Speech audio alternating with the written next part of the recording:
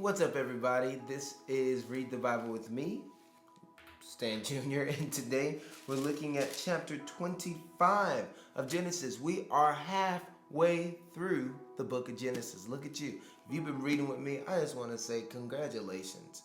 Thank you for following and joining me on this journey, reading through the entire Bible. You're doing great.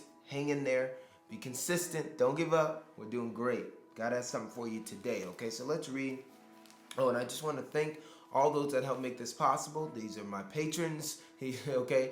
Thank you so much for donating $1 a month or $5 a month or $10 a month, whatever you donate. Thank you so much. You really help me put all this together and store this and information and all this. So I'm very grateful for you. Thank you. Let's read. Abraham took another wife, whose name was Keturah. She bore him Zimron, Jokshan, Midian, Ishbak, and Shua. Jokshan fathered Sheba and Dedan. And the sons of Dedan were Ashurim, Letushim, and Lemumin. The sons of Midian were Ephah, Hanok, Abida, and Elda. All these were the children of Keturah. Abraham gave all he had to Isaac. But to the sons of his concubines, Abraham gave gifts. And while he was still living, he sent them away from his son Isaac eastward to the east country. These are the days of the years of Abraham's life, 175. Abraham breathed his last and died in a good old age, an old man and full of years, and was gathered to his people. Isaac and Ishmael, his sons, buried him in the cave of Machpelah, in the field of Ephron, the son of Zohar, the Hittite, east of Mamre, the field of Abraham, purchased from the Hittites. There Abraham was buried with Sarah, his wife. After the death of Abraham, God blessed Isaac, his son, and Isaac settled at Beer-lahai-roi. These are the generations of Ishmael, Abraham's son, whom Hagar, the Egyptian Sarah's servant, bore to Abraham. These are the names of the sons of Ishmael, named in the order of their birth. Nebaioth, the firstborn of Ishmael, and Kedar, Abiel, Mibsam, Mishima, Duma, Massa, Hadad, Tema, Jetor, Naphishish, and Kadimiah. These are the sons of Ishmael, and these are their names, by their villages and by their encampments. 12 princes, according to their tribes. These are the years of the life of Ishmael, 137. He breathed his last breath and died, and was gathered to his people. They settled from Havilah to Shur, which is opposite of Egypt, in the direction of Assyria. He settled over against all his kinsmen. All right, so these are the generations of Isaac, Abraham's son.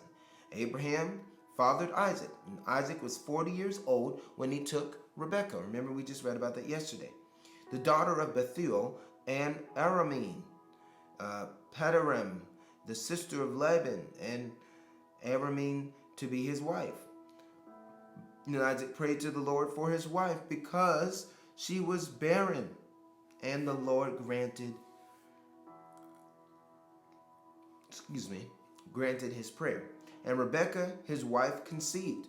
The children struggled together within her, and she said, "If it is thus, why is this happening to me?" So she went to inquire of the Lord. And the Lord said to her, 2 nations are in your womb, and 2 people from within you shall be divided. The one shall be stronger than the other, the older shall serve the younger.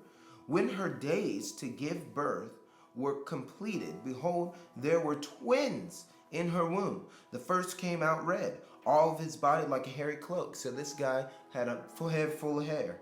So they called his name Esau. Afterward, his brother came out with his hand holding Esau's heel. So his name was called Jacob. Isaac was 60 years old when she bore them. When the boys grew up, Esau was a skillful hunter, a man of the field, while Jacob was a quiet man, dwelling in tents. Isaac loved Esau because he ate of his game. But Rebekah loved Jacob.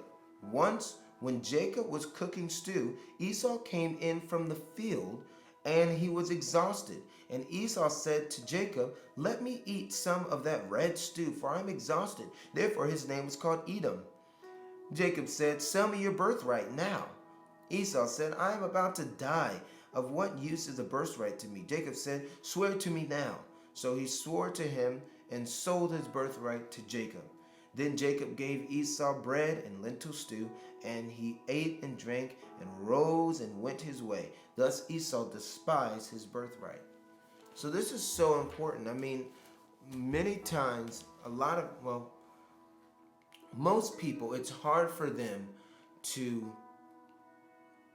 be patient and wait and not let the current situation that they're dealing with overtake all the decisions that they are making.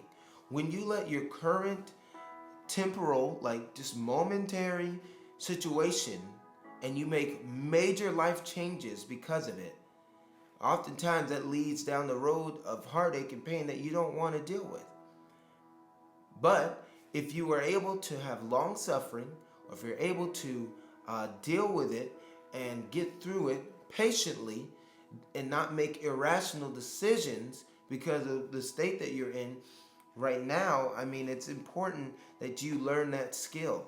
I'm telling you that if you are able to have, like the Bible said, the fruit of the Spirit is long suffering, that we are being able to just say, delay gratification. I'm okay to wait. If it's going to bless more people if I wait, if it's going to help more people if I wait, whatever, if it's going to be better if I wait, then I choose to wait.